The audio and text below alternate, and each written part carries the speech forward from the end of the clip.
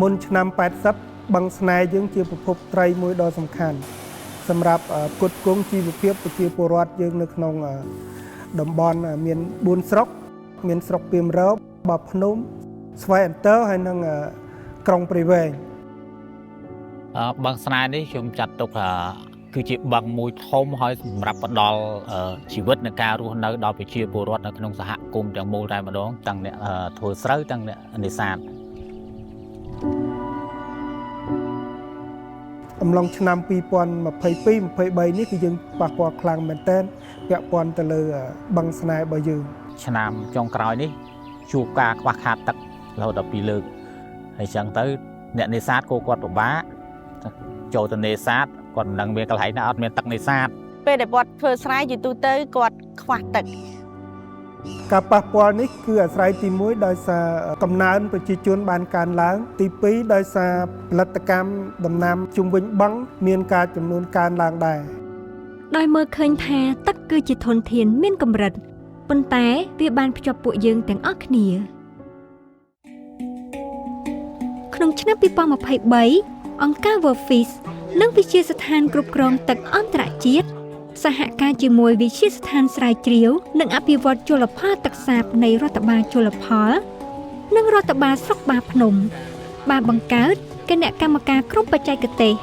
ដែលមានការចូលរួមពីភាគីពាក់ព័ន្ធទាំង4ស្រុកដែលមានគោលបំណងរួមគ្នាឲ្យមកធ្វើការសហការទំនាក់ទំនងនិងស្វែងរកដំណោះស្រាយលើបញ្ហាខ្វះទឹកដល់អ្នកប្រើប្រាស់ទាំងអស់គ្នាគោលបំណងនៃការបង្កើតក្រុមបច្ចេកទេសនេះឡើងគឺគោលបំណងធំទី1យើងផ្ដោតសំខាន់ទៅលើការប្រើប្រាស់ទឹកបឹងស្នែឲ្យមាននិរន្តរភាពបើន័យថាមិនឲ្យទឹកខ្វះបន្តទៀតទី2យើងចង់អភិរក្សត្រីពូជដែលមាននៅក្នុងបឹងស្នែបាទហើយទី3យើងផ្ដោតទៅលើការងារបរិស្ថានបាទនឹងដែលជាគោលគំនិតគោលបំណងសំខាន់របស់ក្រុមបច្ចេកទេសគឺយើងផ្ដោតទៅលើ3ជំនាញសំខាន់បាទមុននឹងមានការបង្កើតក្រុមបច្ចេកទេសនៃបឹងស្នែហ្នឹងគឺយើងមានការខ្វះខាតក្នុងការទំនាក់ទំនងជាមួយនឹងភាគីពាក់ព័ន្ធទាំងអស់ប៉ុន្តែដល់ពេលបន្ទាប់ពីយើងបានបង្កើតនៅក្រុមបច្ចេកទេសហ្នឹងហើយគឺយើងបានជួបពិភាក្សាគ្នាអំពីបញ្ហាដែលយើងបានប្រឈមនឹងច្រើនគណៈកម្មការក្រុមបច្ចេកទេសមិនត្រឹមតែជាក្រុមប៉ុណ្ណោះទេប៉ុន្តែក៏ជាវេទិកាមួយដែលអ្នកដឹកនាំផ្នែកធនធានទឹកកសិកម្មជលផលនិងបរិស្ថានចែករំលែកអំពីបញ្ហាប្រឈមនិងគំនិតរបស់ពួកគេជាមួយសហគមន៍ចឹងតាមរយៈការប្រជុំដើម្បីដោះរកបញ្ហាហ្នឹងគឺយើងបានរកឃើញបញ្ហាចំនួន15កើតមាននៅក្នុងតំបន់បឹងស្នែរបស់យើងនេះណាចឹងក្រោយពីយើងបានរកឃើញនៅបញ្ហាតាមរយៈដើមឈើហើយយើងបានរៀបរកដំណោះស្រាយហើយចុងក្រោយយើងបង្កើតជាផែនការសកម្មភាពមួយសម្រាប់គ្រប់គ្រងបឹងស្នែ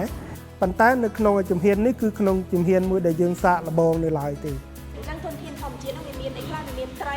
ក្តាមគណៈកម្មការនេះពេលដែលកើតឡើងគឺខ្ញុំមានតែក្តីរីករាយគាត់សហការគ្នាកន្លងទៅគាត់ថានៅតែក្នុងចិត្តរបស់គាត់ពេលដែលបង្កើតគណៈកម្មការគាត់ឡើងរាយការណ៍បោះឲ្យយើងថានេះបញ្ហាប្រឈមនៅក្នុងមូលដ្ឋានខ្ញុំនេះបញ្ហានេះណាសូមឲ្យគណៈកម្មការពំនាំនៅបញ្ហានេះទៅ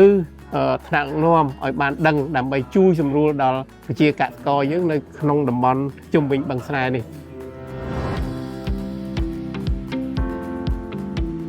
តាមរយៈគណៈកម្មការនេះឥឡូវនេះសហគមន៍ក្នុងតំបន់